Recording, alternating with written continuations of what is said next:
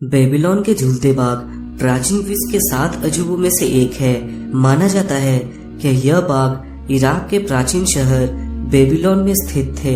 हालांकि ऐसा कोई पक्का सबूत मौजूद नहीं है जिससे यह साबित हो सके कि यह बाग असल में थे भी या नहीं।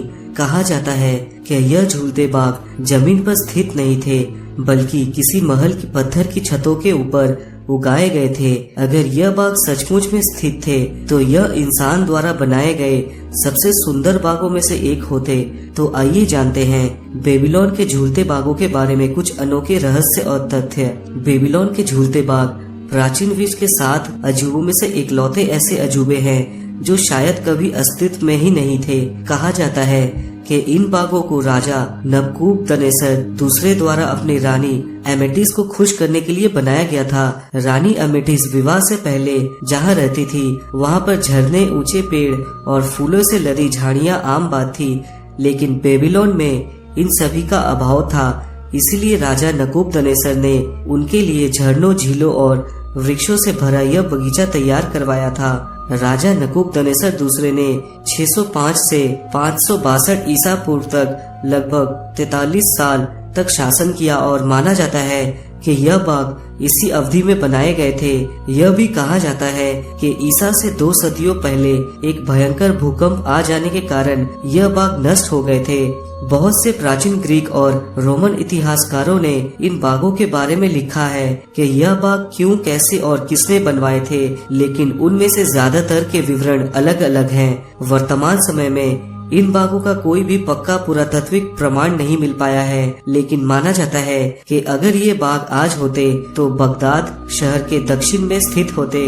अगर बेबीलोन के झूलते बाग सचमुच में अस्तित्व में थे तो इनकी सिंचाई करने के लिए रोजाना 31,000 लीटर पानी की जरूरत पड़ती होगी। माना जाता है कि यह बाग 75 फीट की ऊंचाई पर स्थित थे।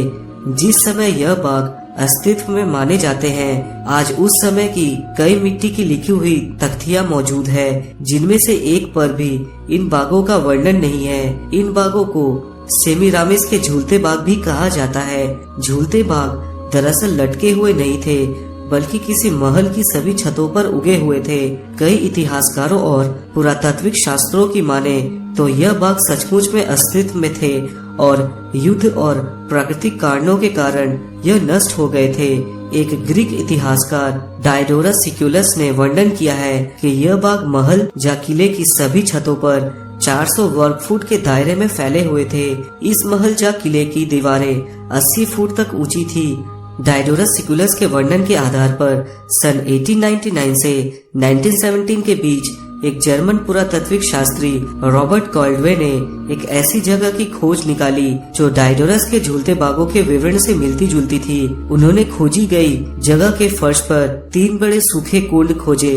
माना जाता है कि यह कुंड झूलते बागों की सिंचाई करने के लिए उपयोग किए जाते थे। पुरातात्विक शास्त्री रॉबर्ट कॉल्डवे द्वारा खोजी गई जगह पर कई विद्वान प्रश्न उठाते हैं, क्योंकि वह जगह बेबीलोन से 480 किलोमीटर दूर स्थित है। नई खोजों से पता चलता है कि ऐसे बाग सचमुच में अस्तित्व में हो सकते थे, क्योंकि उस समय ऐसे बाग बनाना कोई मुश्किल काम नहीं था। हालांकि यह स्थित कहाँ थे, यह प्रश्न अभी भी बरकरार है और उसका अभी तक कोई भी उत्तर नहीं मिल पाया।